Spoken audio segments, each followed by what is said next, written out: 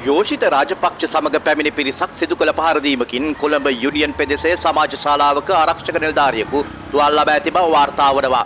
පොලිසිය පවසන ආකාරයට යෝෂිත රාජපක්ෂ සහ ඔහුගේ පිරිදැත්ල පිරිසක් මෙම සමාජ ශාලාවට පැමිණ තිබුණා. එහිදී ඇතු කතාබහ දුරදිග යාමෙන් මෙම පහර දීම සිදු කර ඇති බවටයි තොරතුරු වාර්තා වන්නේ. මේ ගොඩක් කෙනෙක් බුක් කරලා ඒක 10 ට බුක් කරලා එන්න බෑ. වැඩ ගෙටි. ඈ? හරි බය වෙන්න දෙන්න. ඈ?